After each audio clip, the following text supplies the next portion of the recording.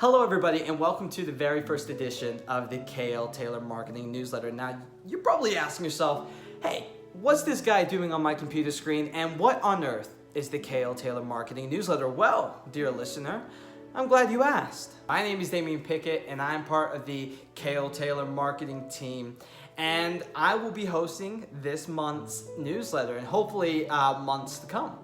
So here at KLTaylor, we were trying to figure out a really interesting and fun way to engage with our clients and our members, and we decided to come out with a newsletter every month where we can share some of our marketing insights, have some fun, and hopefully help you on your own path of self-development.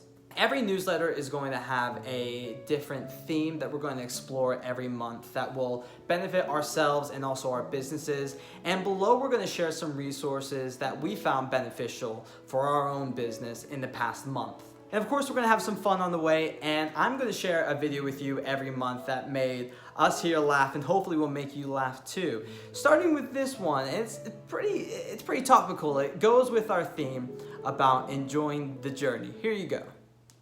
Yes. It's safe, yeah? Yeah. Are you sure? Yeah. Oh, why is it going down like that? Good. So, Swing your leg around. yeah. That's it. Oh. That's it, yeah. Oh my God, this is crazy. So how do I turn around? You have to cycle backwards. Cycle backwards. That's your reverse. Oh. That's you there. Oh my God, this is so cool. I am cycling on water. This is so cool. Oh my God, that is amazing. Oh my God, I am literally cycling on water. I literally feel like Black Jesus in this one.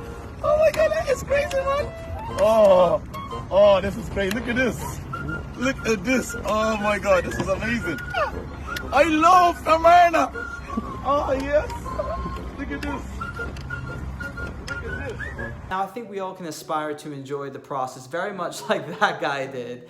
And this all ties into October's theme of personal fulfillment and enjoying the journey and not just looking forward to the destination.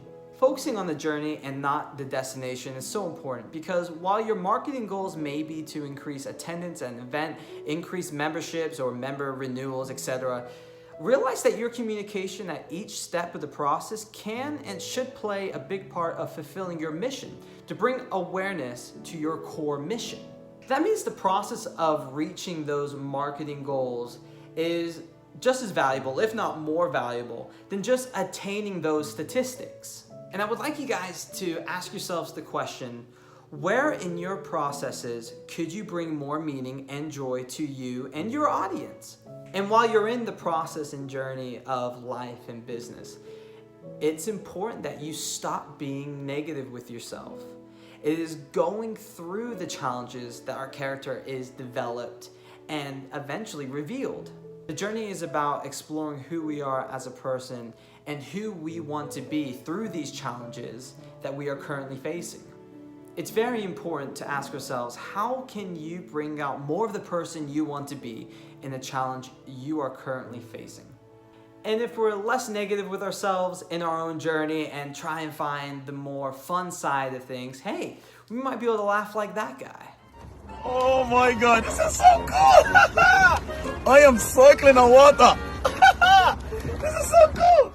All right, now I'm going to hand the video over to Kevin Taylor, the head of KLTaylor Marketing, and he has some advice for you guys for grouping and aligning elements in the graphic design software Canva. Over to you, Kevin. When working in Canva, using the group feature can really save you a lot of time and headache when working with your designs. So here in this design I'm working on for our friend Patrice for her website, and I have this block here in this text that I want to position, so that it looks clean and organized. So I can manually drag the text around here, and you'll see the different pink lines show up to show me that it's centered, in this case vertically centered, or I can move over to I get the crosshair look and it's saying it's centered vertically and horizontally. An easier way to do this without dragging it around to find those lines is just selecting both elements, so selecting the text box and then the green box, and then going to position, and then I can just choose center, and this will be horizontally centered. So now the boxes are horizontally centered, but the text is still above. So I'm going to click middle, and so that's going to bring them down to the vertically centered essentially. So now the text box is centered in the green box here. And keep in mind when it's doing this with text boxes, it's using this whole box for the text. So in this case, there is more. If I click off of it, you'll see there is more space between this edge of the green box and this first piece of text, but it's because of the positioning of the text within the text box.